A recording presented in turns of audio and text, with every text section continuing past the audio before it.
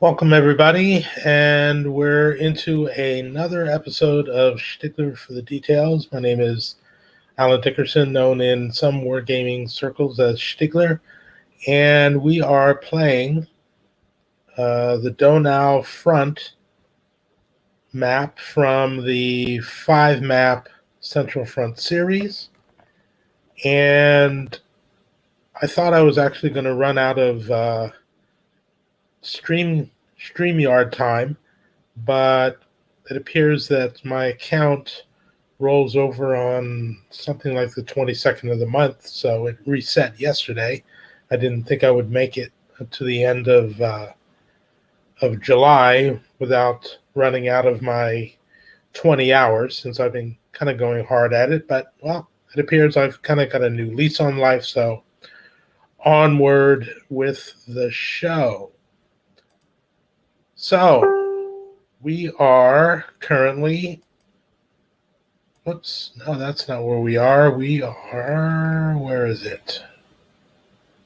Oh, great. I thought I had edited this, but apparently I have not. So let's do that right now. Get this done properly. And there we are. Donau front, turn 5. So, before we get started, we'll kind of have a look at where we left off at the end of game turn 4. Game turn 4 being the evening or PM half of the second day of the war. So we have a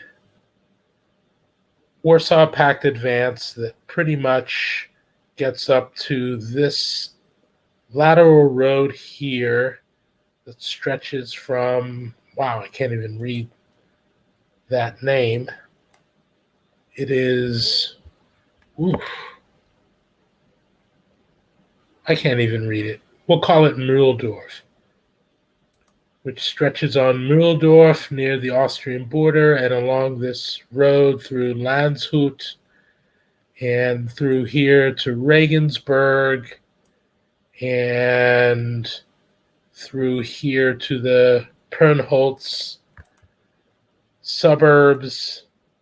And that's basically the extent of the Warsaw Pact advance, which is, if you look at the entire map,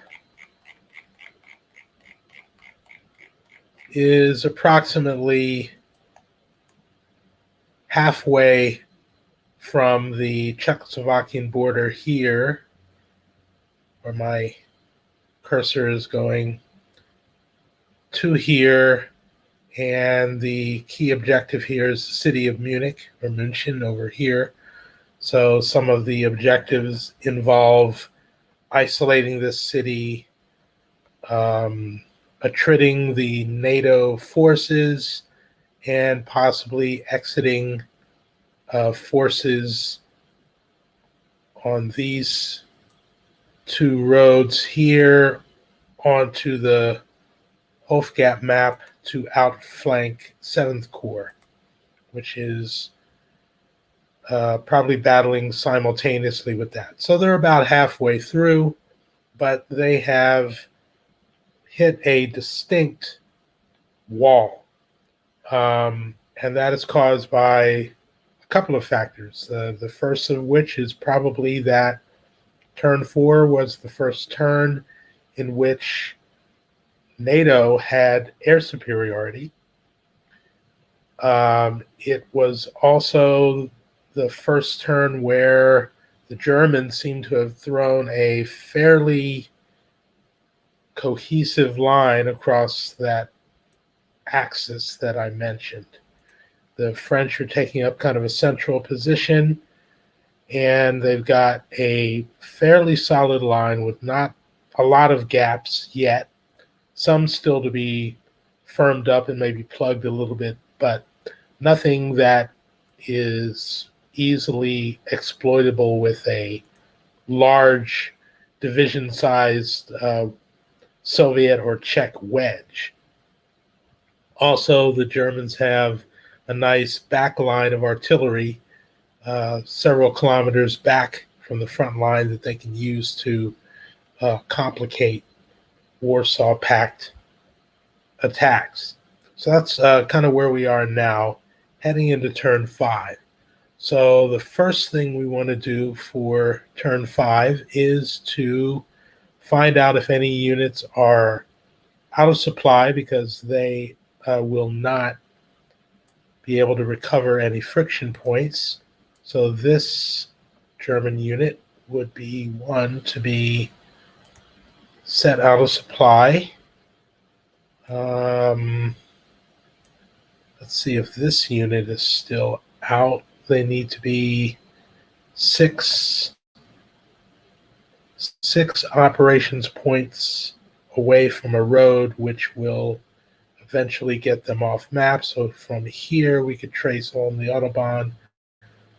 There's 1.2 on the access road, 3, 4, yes, and then eventually they would be able to trace from one of the gold-colored main roads or the Autobahn to the eastern edge. Let's get rid of these.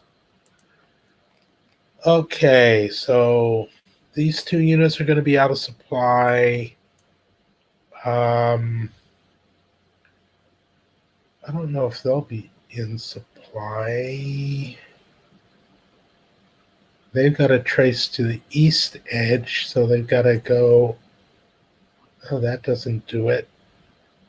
Well,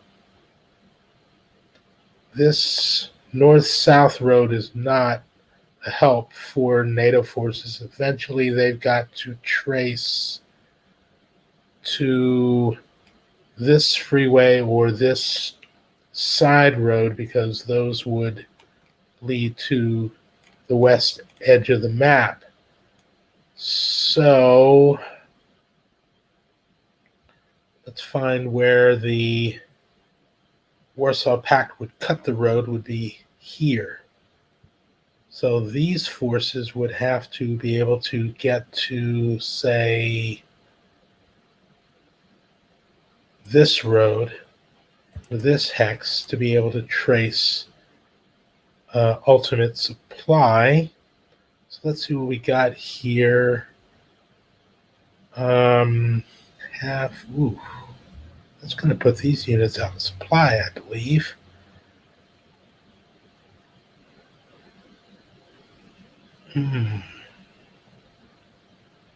Let's look at that in the rules and make sure that they can't also trace off the northern edge.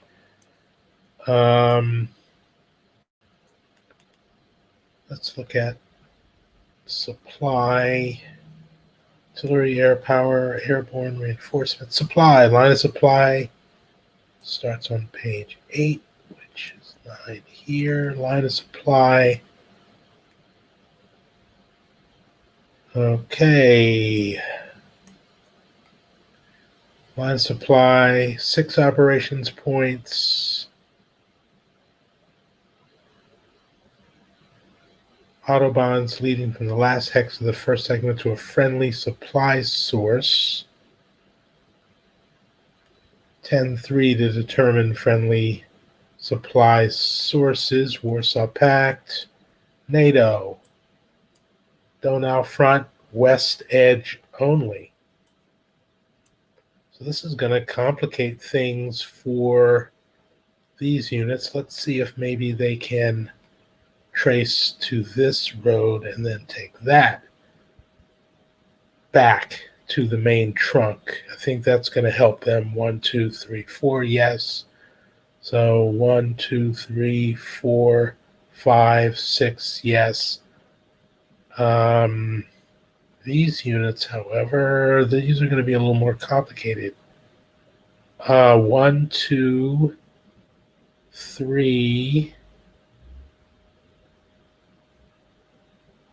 4, that's going in the wrong direction. 5, 6. So no, these units are actually going to be out of supply. 1, 2, 3, 4, 5. Oh, 6. And then that'll trace. So they're all in supply. Only these units are out. This unit, 2, 2, 3, 4, 5, 6, and back. No, that doesn't go to the west edge. So this unit will also be out of supply. Okay. Let's see. 3, 5. No, he's gonna be out. This unit, these units can trace back here easily. They're in supply. These units are in supply.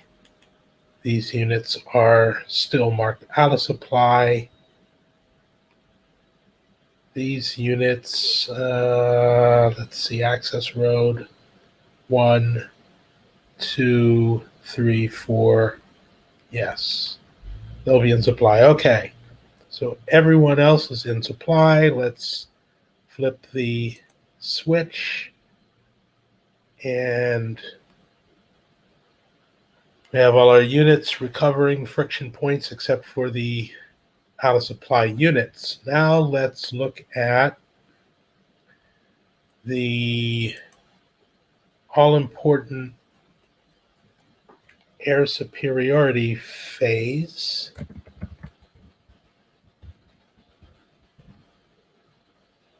And 1, 2, 3, it's Warsaw Pact. 4, 5, or 6, it's NATO. And NATO maintains air superiority. And so they get 16 air points, and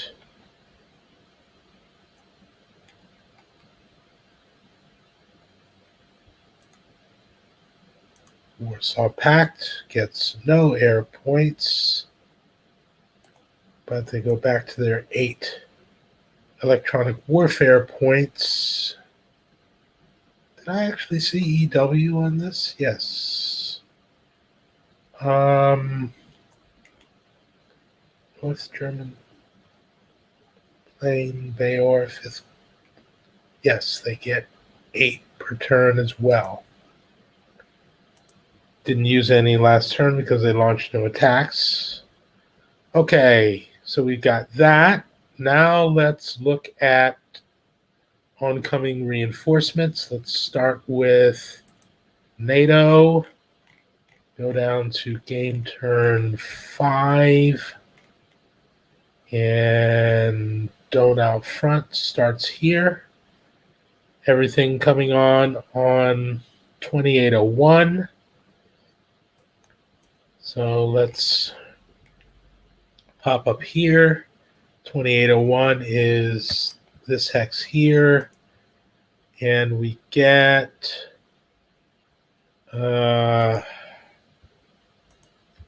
this 1st Division Blindé for the French, a detachment of engineers, and these all have full points. Then we have, following that, infantry division with 9 operations points. Let's get our markers out and look at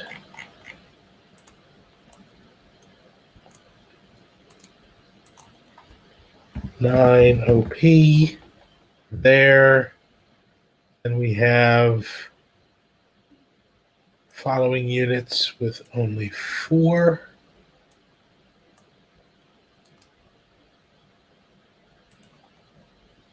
OP.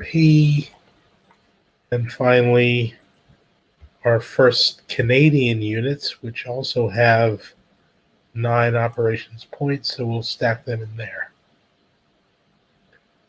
That's it for NATO reinforcements. Now let's look at the Warsaw Pact reinforcement schedule for turn 5 and look at Donau front starting here to there.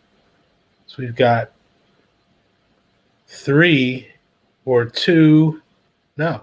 1 Guards Tank Division, some artillery 38th Army assets, and a dedicated artillery division, the 342nd. So let's find out where they go.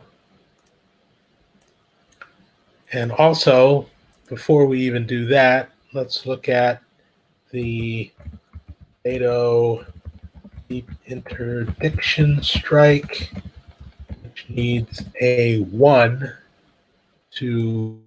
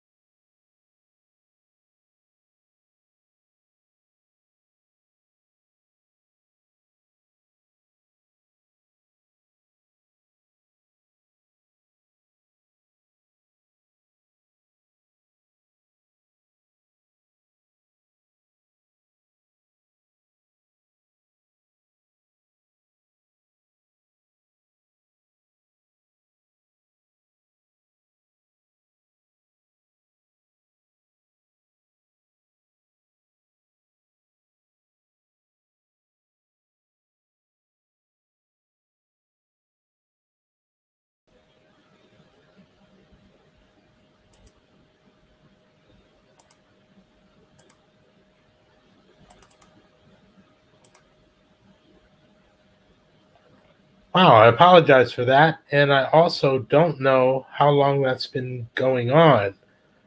Um, hmm. Well, I'm just going to have to go forward and hopefully not too much content is lost.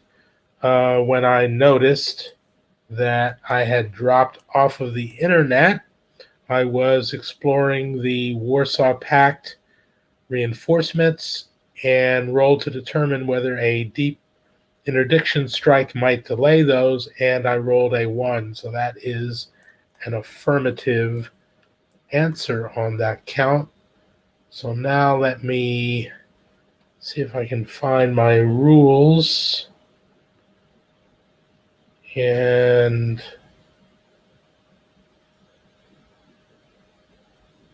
there they are.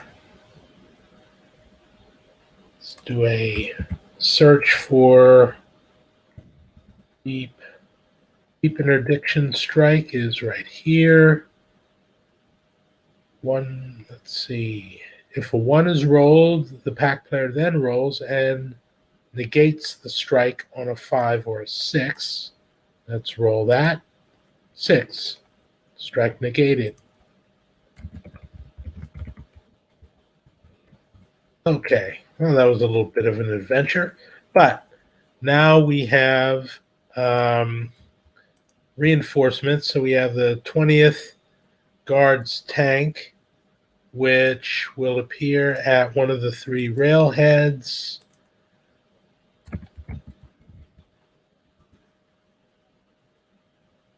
-2 operations points, costs them 2 to detrain. The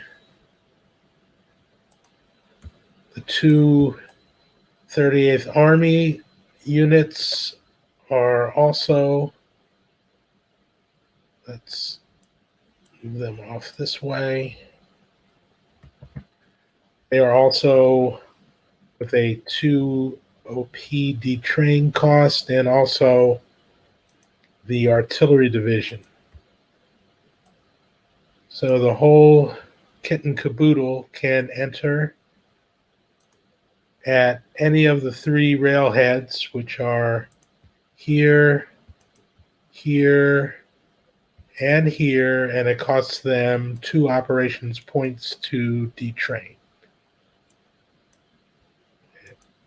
All right. Let me check my comments and see if there's anyone. Nope, there's nobody here. Perhaps there were some people that dropped off when I dropped off the net, but we'll find out later. All right. So there are the reinforcements for both sides.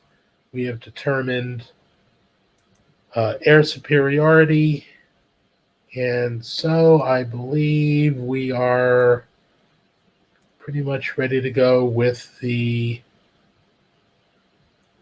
nuclear attack segment, which the Warsaw Pact player will not use because they don't have air superiority, and they have a good chunk of their nuclear devices which would be air delivered, so they're going to hold off. And now we are at the Warsaw Pact player phase.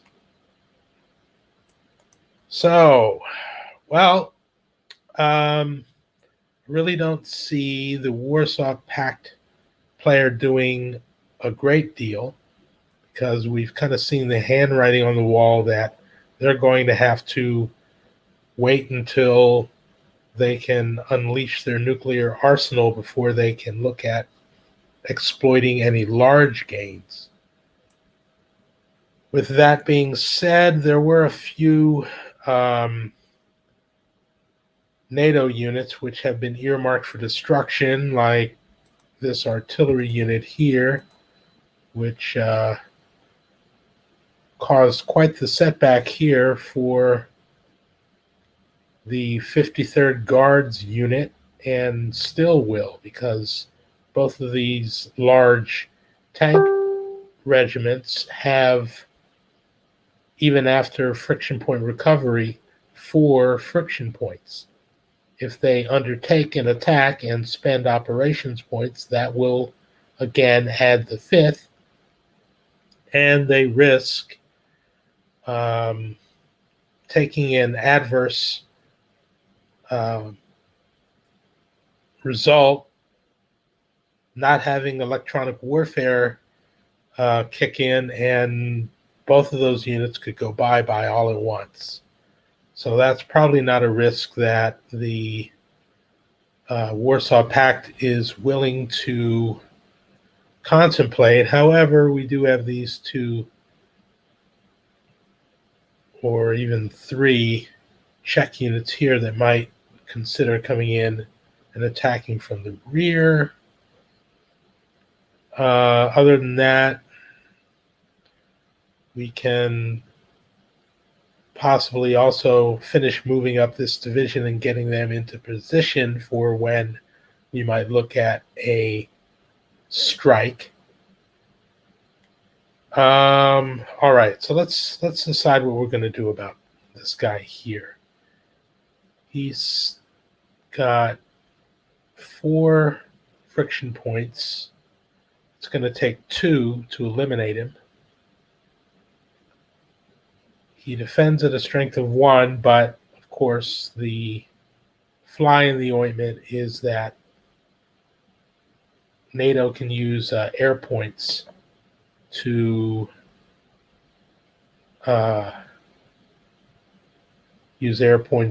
change the odds. Also, these are not the same kind of juggernaut units that you find on the Soviet side.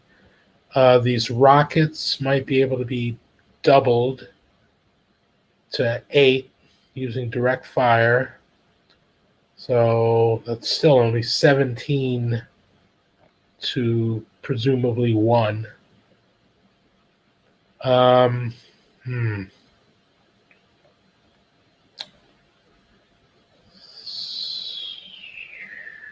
Could bring in maybe some helicopters. Goodness. What to do. Would really be nice to to knock this unit off. So you know what? The Czechs aren't doing much else.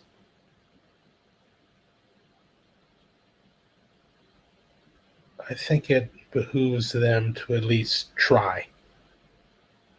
Okay, so let's see. What's the best way to do it? We've got the 15th.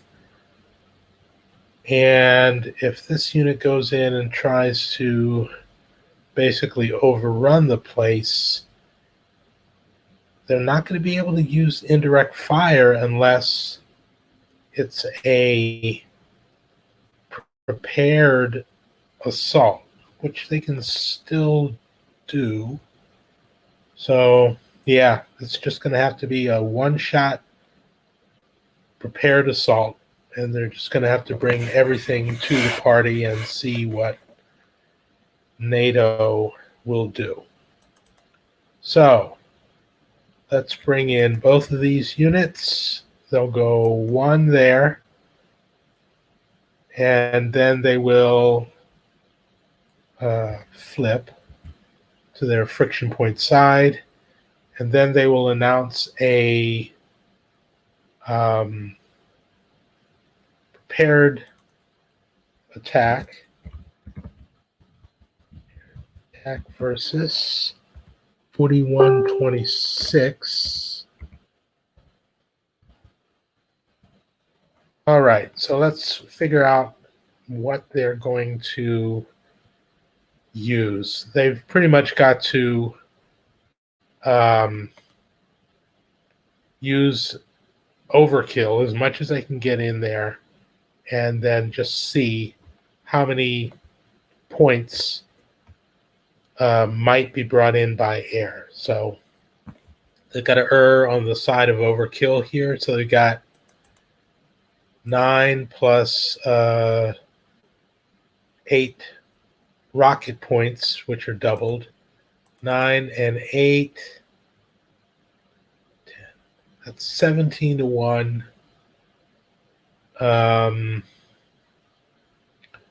Let's use this unit, give it a friction point to pump in chemicals. So that's going to give me 3 column shifts. And let's use all 7 points of these 15th Division assets to kick in 7 more points. So we've got 8 and 8, so 17, 20, 24, 24 to 1, and 3 column shifts in the back pocket. So we've got electronic warfare attempt, and that is not successful. So NATO is probably going to lob in some air points. And okay, this comes to an interesting point, which I have ruminated on in the past about how gamey it might be to be able to use air points to hugely tuple a defending unit's strength. So when you've got, say, for instance, the frontline units with, 4, 5, or 6 strength points, if air were to add in the same number, effectively doubling their strength, you could kind of see that happening.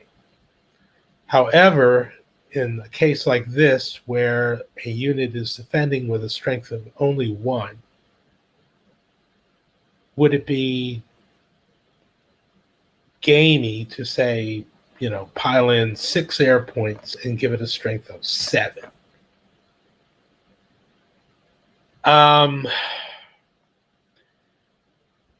it really sounds kind of gamey. However, the one mitigating factor to that is that even if you really banjacks the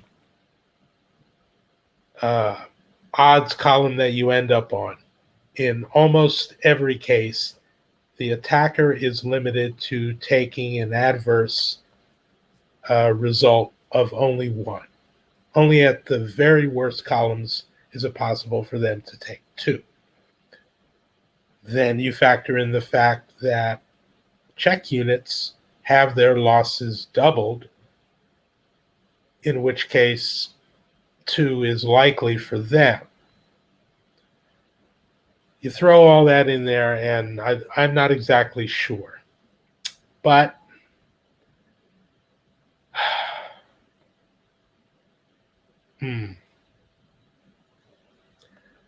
I have been, since last turn when NATO got air superiority, I think two is the greatest number of air points that I have tossed into any combat.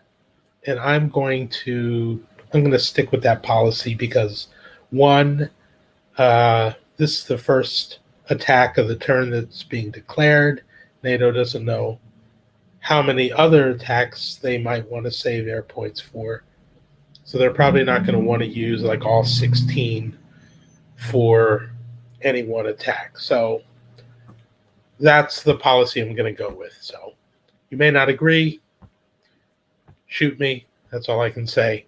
So we're going to say NATO is going to toss in the obligatory 2 air points. So now our Dowdy artillery unit here has a strength of 3. Where is that? I keep losing that unit. There it is. Okay. The other thing I have to determine is whether the Czech units will decide they're just not going to attack. So we have Czech reliability roll, and we have to roll for both units. And let's see, when they step off on the attack, the top unit will have 2 friction points, the bottom unit will have 1. So we have the top unit friction. There we are, 2. So on a 1 through 3, they will attack. 4, 5, or 6, they will elect not to attack. And then if the top unit doesn't go, the rocket unit cannot attack on its own. So it would not attack either, and we wouldn't even have to roll. So it all hinges on the top unit, which rolls a 1. They attack. The rocket unit also is good to attack. Okay. So the only other effect that we may have for the Czechs is that they may take an adverse result, in which case any friction point gains would be doubled. And I've also determined that's after the effect to the defender is taken into account. So if it's reduced by killing this unit, then that will also reduce their loss. Okay, so let's recount that. We have 9 and 8, 17, 18, 19, 20, 24 to 3. So that starts us on the 8-to-1 column. 8-to-1 in Broken Flat Woods is 8-to-1. And then we get 3 column shifts over to the M column. Okay, that looks good. M column, prepared attack. And the die roll is a 1. I think that's going to be good. M column prepared 05. Yes. So that has the wonderful effect of eliminating the artillery unit and allowing 4 hexes of advance for these victorious units. So they advance and they can move up here 4 hexes. They don't have any path to follow. So let's see what's the best way to do it. I think cutting off this road juncture here is a pretty good move. So 1, 2, 3. And that is a good use there. Okay, now that that's going on, we can probably move the rest of the 15th up, but we don't want to unpocket these units. They're going to be really hard to move, however. Well,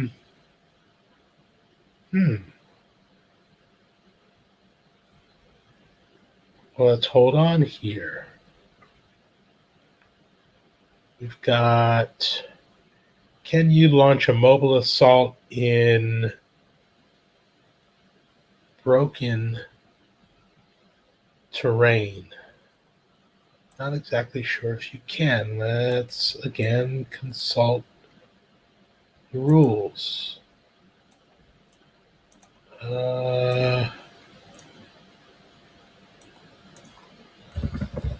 Mobile.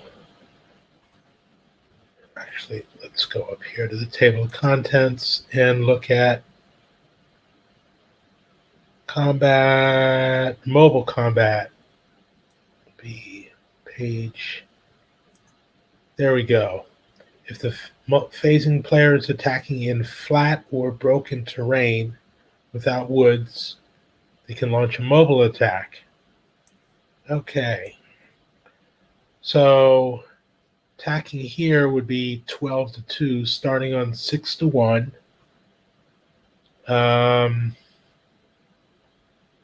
They would be able to retreat into this hex, but no further than that. Let's see here. This might be a good idea. Okay.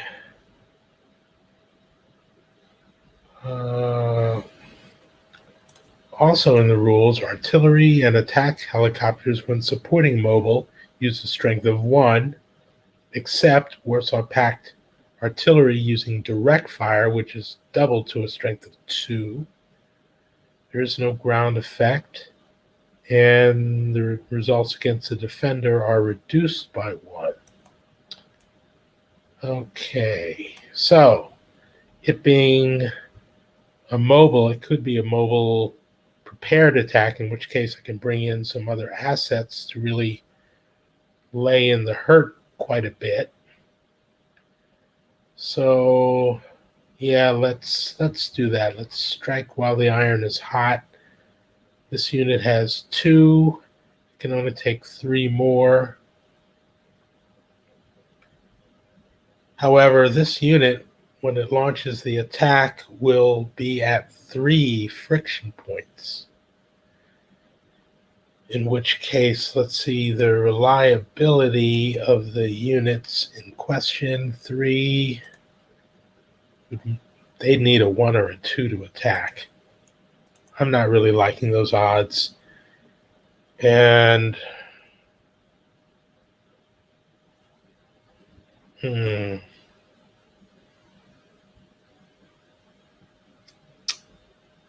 yeah, I'm not really liking those odds.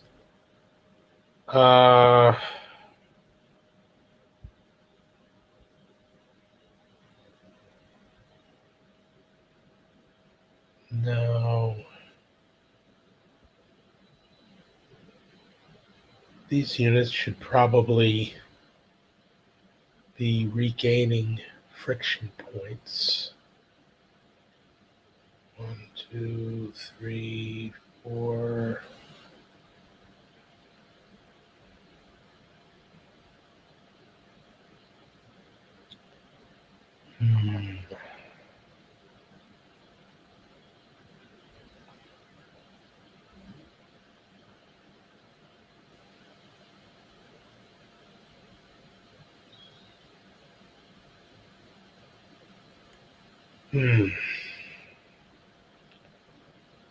Oh boy.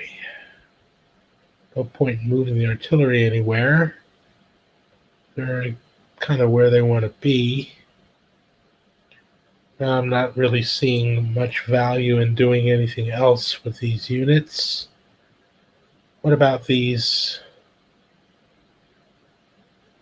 units here?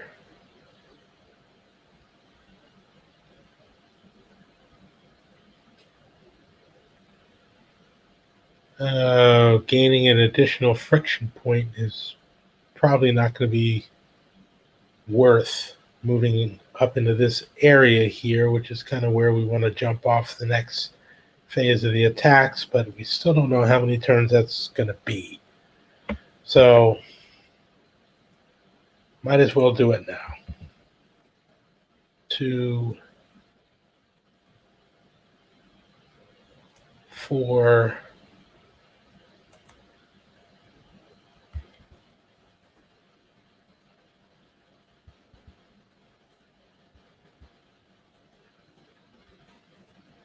Move up there.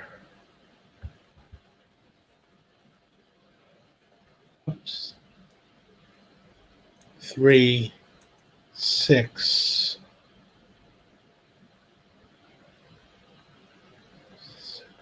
8, 9. Can't stack. Gonna have to be behind there. This unit. 2, 5. Again, stacking is kind of laying these units low. However, they can move in under these units, kind of bunch up a little bit. Okay, the helicopters.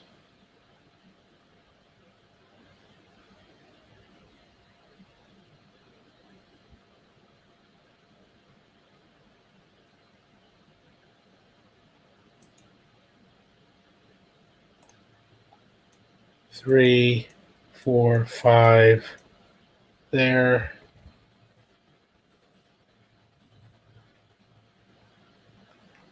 Okay, there's that division. Over here, I don't see any units that are kind of near the brink that it would make sense to attack. Well, no. This unit can't be overrun mobile because there's a village in that hex. They could try a concentrated attack here, which would most likely just force it to retreat, but hey, that could bring us adjacent to these artillery units.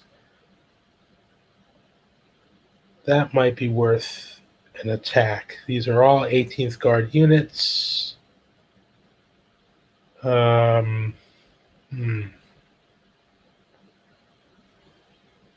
Let's also look here. We've got a unit. No, they're in the woods, so they can't be overrun either.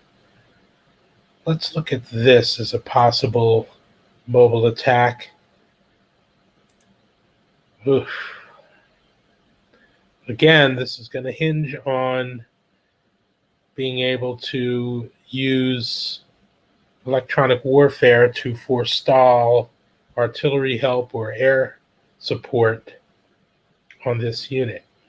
Without it, they'll probably blast them out of there, but with it, you're running into the specter of heaping more misery on these units, but it's worth a shot. So we're going to make this a all hands on deck sort of effort and see what we get. So we've got this would not be a mobile attack, so we're using 3 9s are 27. 27.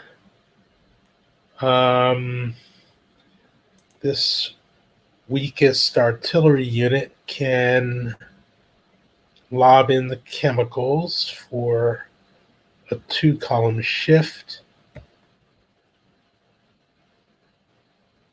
We can use the strength of these 2 artillery units.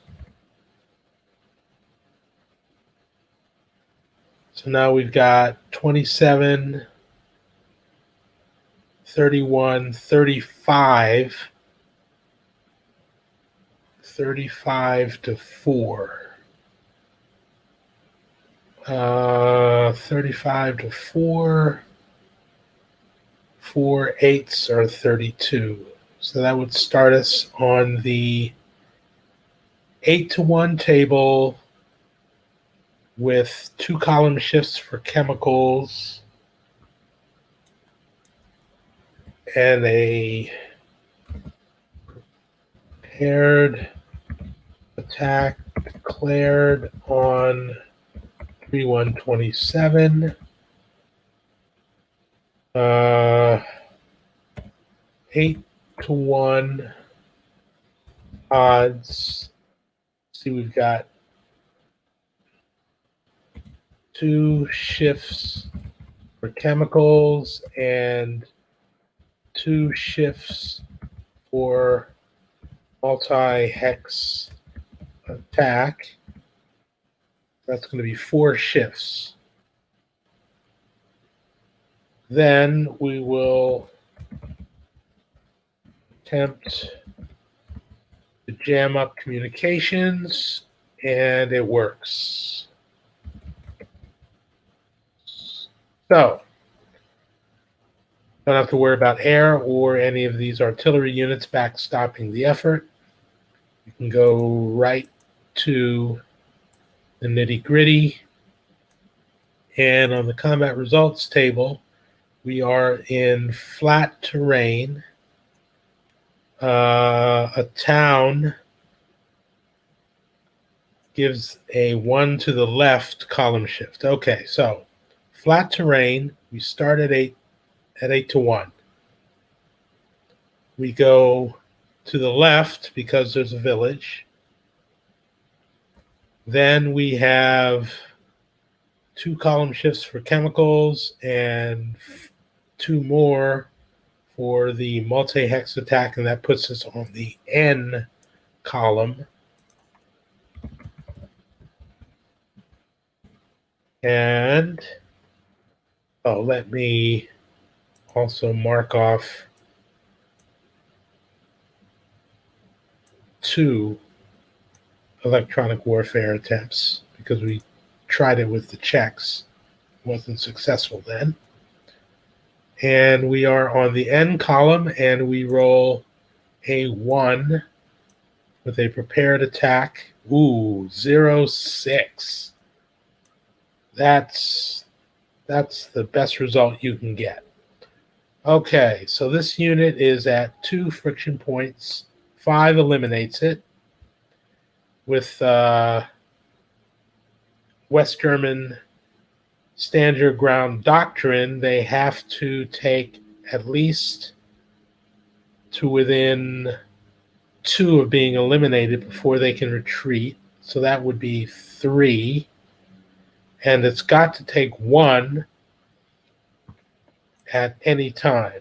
So it takes 1 friction point there. 3 is within 2 friction points of being eliminated. So now it can retreat. let's make sure exactly what that is. Oh boy. Soviet doctrine.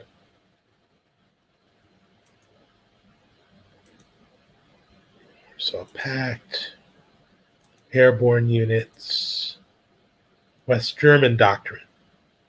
Within 2 of being destroyed. Therefore, okay. Okay. So it is within 2 after taking 1. So now it has to retreat 5 hexes using the path of least resistance doctrine, and also getting the farthest from an enemy unit that it can go. So 1 would be there. If they retreated there, that would not move it further from this attacking unit, so it can't go there. So that's got to be 2.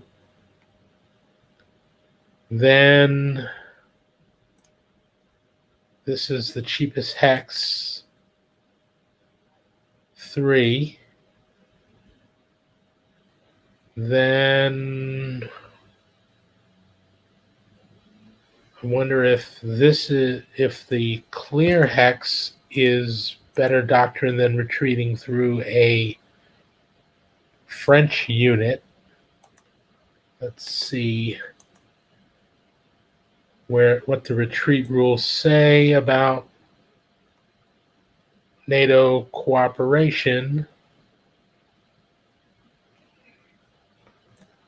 Retreats, page 7. 8 here. Retreats. Okay. Vacant hex if possible. If no vacant hex is available, it may retreat through a friendly. So that solves it right there. So 1, 2, 3, 4, 5.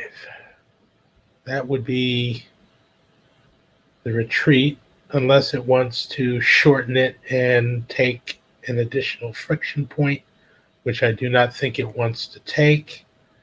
These units now have an advance of 5, but they have to follow him along that advance route.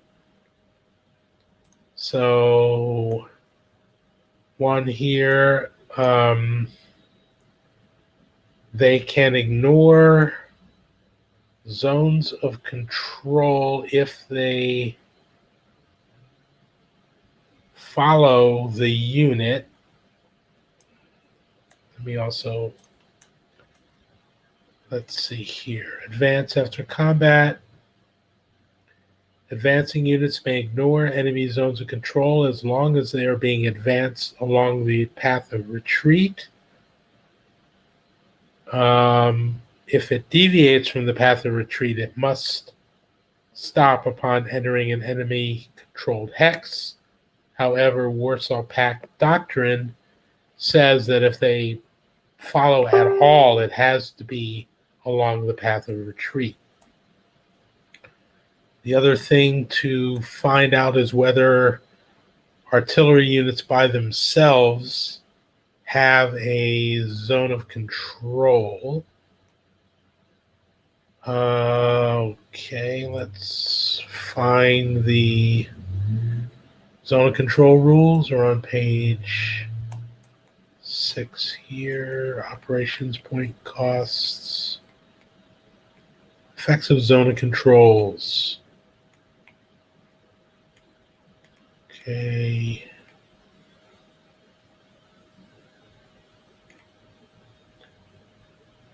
Artillery units, attack helicopter units, and engineers never exert a zone of control.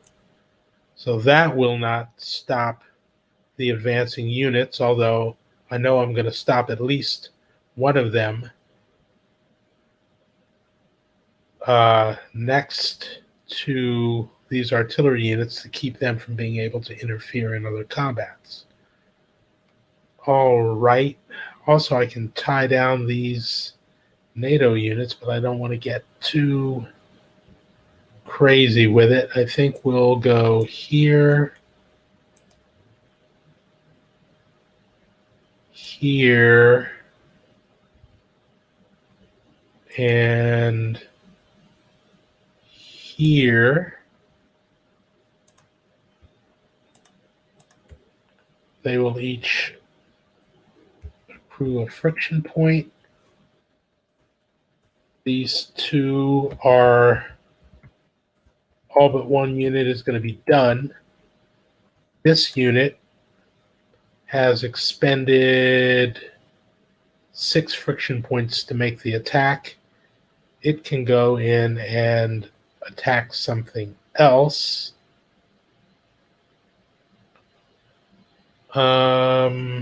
Let's see. But if they were to say attack this unit or the rockets, they could still get support from this if electronic warfare doesn't help. This unit is alone in just broken terrain, so they can launch a mobile assault.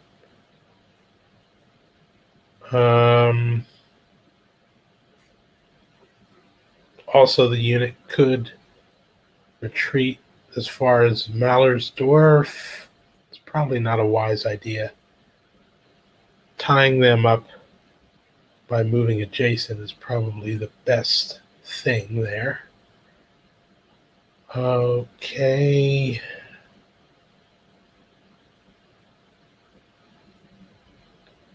Also, that move has isolated this unit. He will have nowhere to go, but he's also in a city.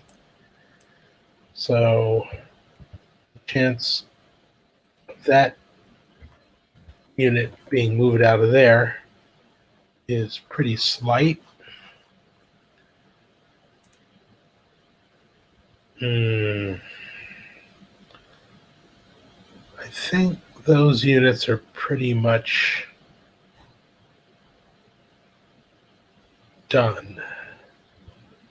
Unless we want to move up the artillery, maybe to stack with these units in the back. This unit certainly can move under that unit. This unit is up to 2. Yeah. We'll move under there as well.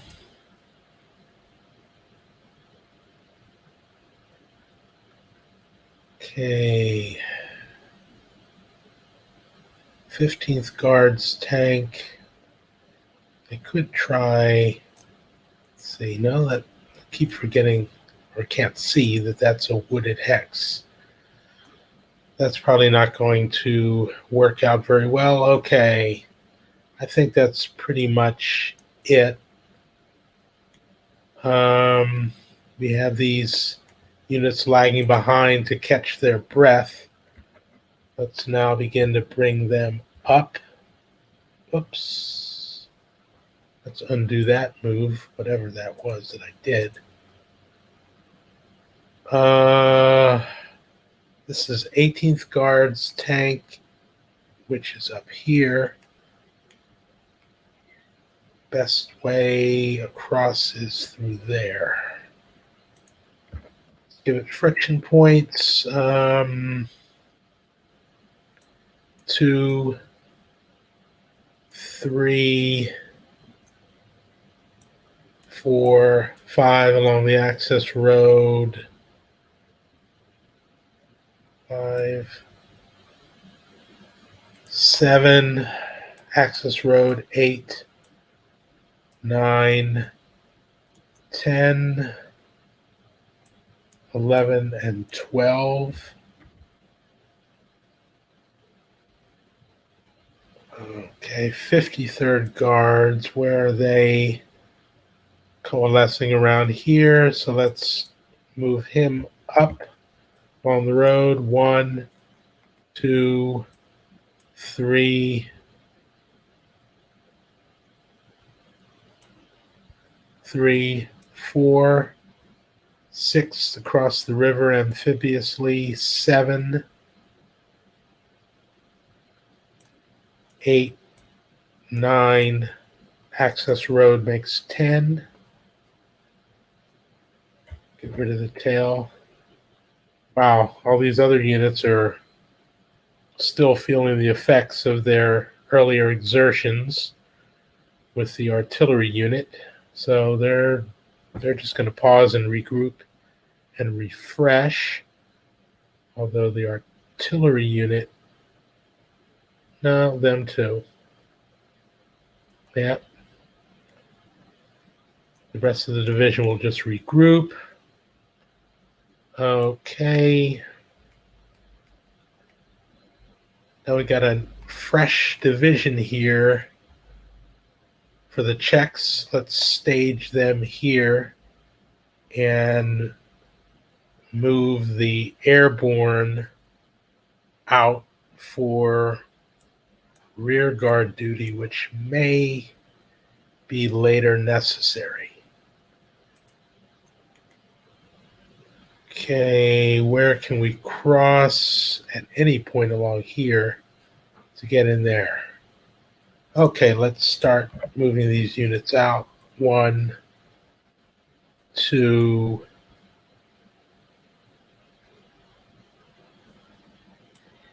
3. Let's move them in there. 4. Move the tail from that unit. Let's have this unit move out of the city. 1, 2. Let's flip him. 3, 4, 5, 6, 7, 8, 9, and 10. Get rid of his tail. This 103rd artillery unit can start moving down here. 1, 2, 3, 4, 5, 8. Get rid of the tail.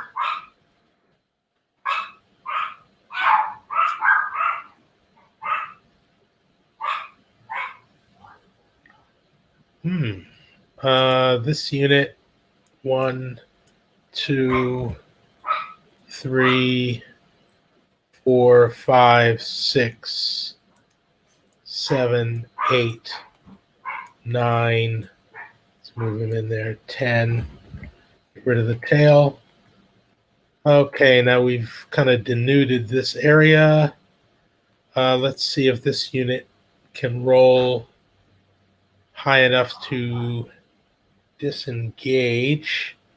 But first, let's check the rules for disengaging from an enemy zone of control.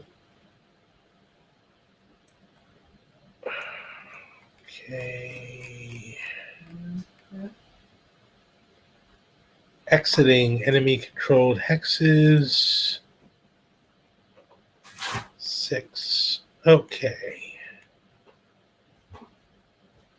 If the phasing player wishes to move all the units in a particular enemy controlled unit hex out of that hex, it will expend 6 operations points, and you roll a die, 3 or less. It does the move. If the result is 4 or higher, the move may not be conducted or attempted again. So 1 to 3, and it's going to expend operations points regardless of the result. He'll try. He's successful. There's 6. So 7, 8, 9, 10, 11, 12. Get rid of the tail. And now let's move the checks up in their place. Okay, I want this unit here to be in the lead because it's the strongest unit. So 1, 2, 2, 3. Let's move this unit 1, 2, 4 to cross the river, 6, 8 there. Artillery will park itself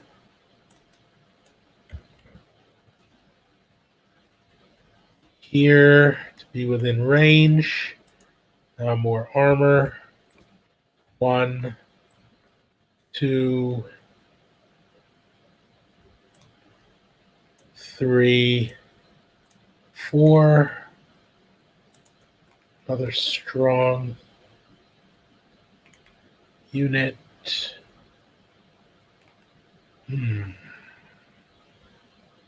Actually, maybe that unit doesn't want to go there, but rather here. And this stronger unit will move up in its place. Now we've got division artillery assets, and they will clump up here.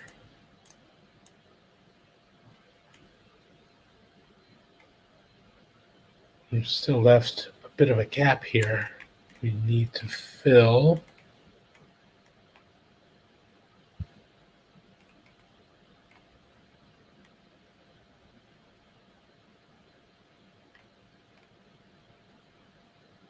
I don't really see NATO foraying into this empty space, although it would still be preferable to move some units in there.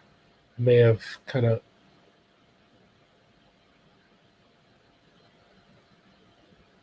moved too many units here. Is there another following division? Oh, we've got this guard's tank unit, but it's not going to really be able to get all the way there. But let's see how far they do get. Give them all friction points. Half along the road, 2.5, 3, 4, 5, 6, 7, 8, 9, 10, 11, 12 through there. Let's move the Czech artillery out of the way. 3, 4, 7. And now let's move the rest of these units. 1, 3, 4, 5, 6, 7, 8, 9, 10, 11. 1, 1.5, 3.5, 4, 5, 6, 6.5, 7.5, 8.5, 9.5, 10.5, 11.5 to stack. 1, 2, 4, 5, 6, 7, 9, or no, 8, access road. 9, 10, 11, Now these units, 1, 2.5, 4.5, 5, 6, 7, 7.5, 8.5, 9.5, 10.5.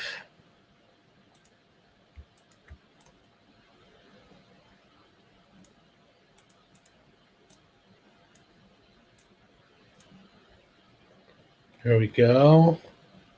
So there's our Guards Tank Division there.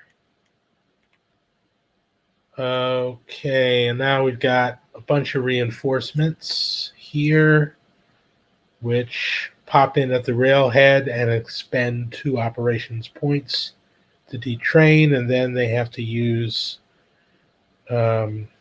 doctrine, which says that the unit with the rockets is behind and the lead unit is here.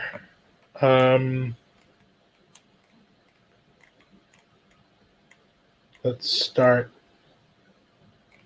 first by moving the helicopters out of the way. 1, 2, 3, 4, 5, 6, 7, 9, 11, 12. Okay, and let's start this division from this railhead. Give them all friction points. 2 to detrain. 3, 3.5, 5.5, 6, 6.5, 8.5, 9, 10, 10.5. Won't be able to get any further than that. And it's follow the leader.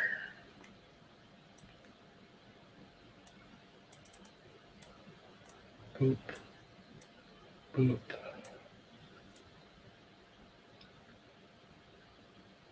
Okay. Actually, this unit would be able to move in behind with the rockets in the rear. Now we've got an artillery division and some Army artillery assets. Also the same railhead.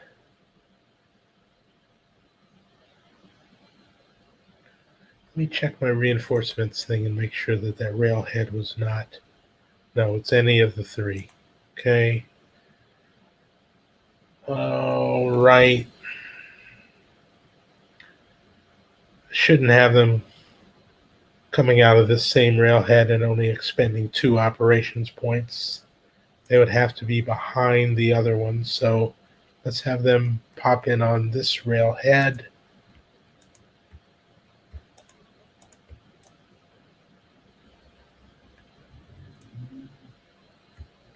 And there's no doctrine. Let's see. Nice long range heavy artillery, but then so is this. So let's move these 2 38th Army assets in first. They will spend 2 operations points. They'll be able to end stacked. So 2, 2.5, 4.5, 5. The bridges at Sham are blown. 5, so oof, we got a bog there.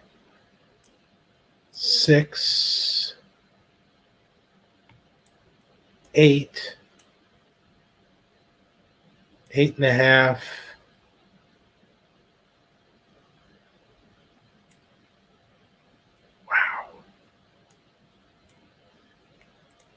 10.5. Yikes.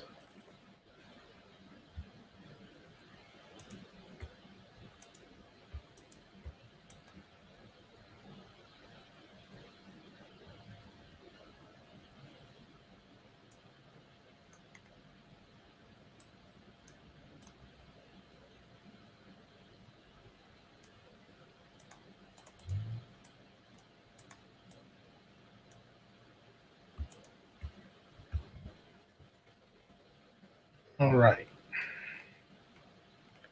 And I think that is going to do it for, or wait. No, we still have our 48th division that we can move up.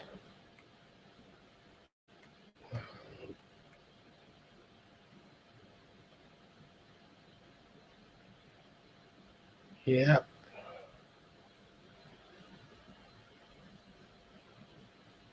Yeah, maybe let's get serious about getting into position to jump off.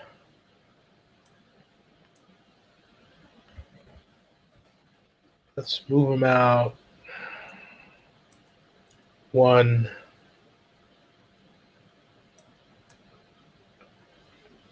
Actually, one. Back on the access road. No, 1, 2, 3, 4, 5.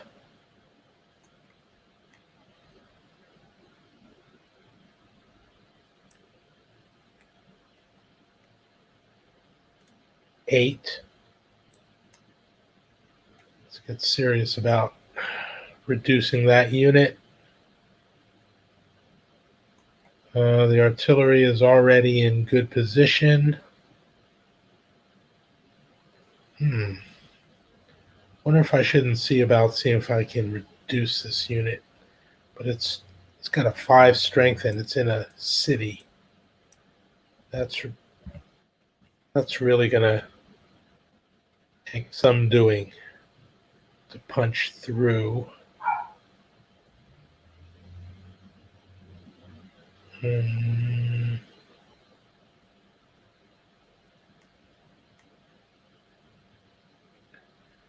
Where can the rest of these assets do the most good? We've got a weak armored unit, which is always best to just stack with artillery to keep them from getting surprised or overrun. This unit is also artillery. Where's the best place for it?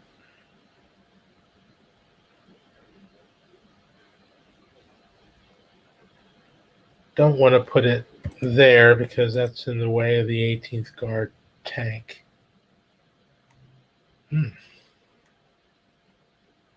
Well, how about this? 1, 2, 3, 4, 5, 6, 7, 8, 9, and take the artillery with it. There we go. That's a good move.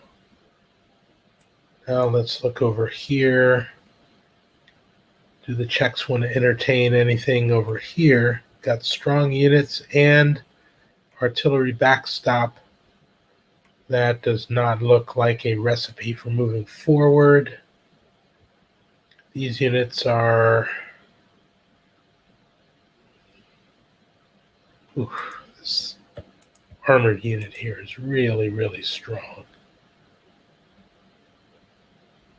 Okay. No. These Czechs are really going to be pinned down until the next phase of operations. So that looks like that's going to be it for the Warsaw Pact.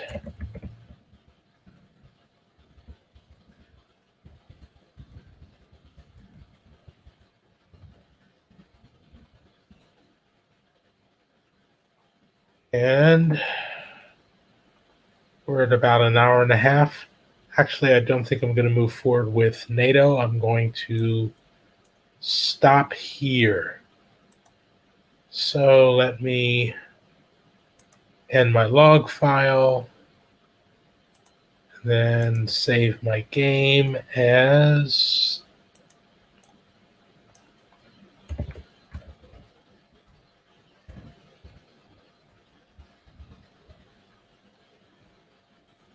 there. And we are done. So that has been another installment of Stiglr for the Details, and we will see you next time with the NATO response.